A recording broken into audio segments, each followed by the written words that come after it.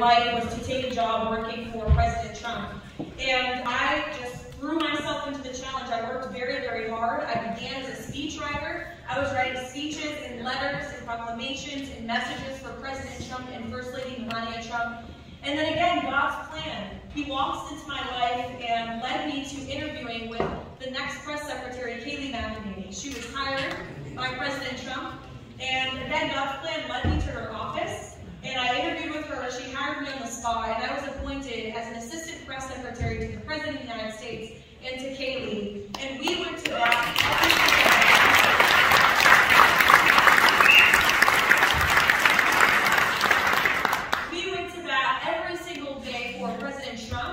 But more importantly for all of you, I want you all to know that he cared deeply about the American people. I saw in the correspondence office when he hand-signed letters that we wrote to our Gold Star families, to members of our military, to Americans who lost loved ones to the scourge of opioid abuse. And I saw it firsthand in the press office when we fought hard against the very, very biased media that was attacking him every single day, that was attacking all of us in this room for believing in his agenda. And quite literally, it felt like we were going to war every single day against their attacks, against their slanderous lies. They were censoring and silencing negative stories about our opposition, and they were pushing propaganda against our president. I saw it firsthand. It was election interference, and it's one of the many reasons I felt compelled to stand up and to fight against that, because if we don't, we are going to be left with a country, half of a country, right, that is totally and completely indoctrinated and brainwashed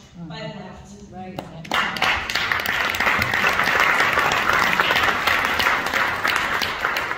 And so after the devil won, right, and the election was stolen away from us, and the left won, I was kicked out of the White House. Joe Biden certainly did not want me working in his press office, I'll tell you that. So I moved over to Capitol Hill, and I worked for a congresswoman by the name of Elise Stefanik. Many of you might know her. She's on the news often. She is now our House Republican chairwoman. I was there when we kicked Liz Cheney out of that position. I will add, she did not. And looking back once more, it was God's plan to me to work for Elise. I could have got a job with any old member on Capitol Hill, right? One who may not have inspired me very much to run for office. One who may have looked at me when I told him or her that I wanted to run for office and said, "You don't have what it takes, wait your turn." But I worked for a young woman like Elise, who was the youngest woman ever elected in 2014, who came from a small business family in her district that she represents, just like I did. Certainly God's plan. There are no coincidences, no accidents. And when I went to Elise, she was, of course, one of the first people I approached when I decided to run. And I did because I was looking at Chris Pappas' very, very egregious voting record. He is my representative. I'm running in the 1st district. I know many of you live here in the 2nd district. I couldn't get over many of the votes he was taking. How would he leave behind business families like his own? He grew up very similar upbringing as I did. And so I had enough.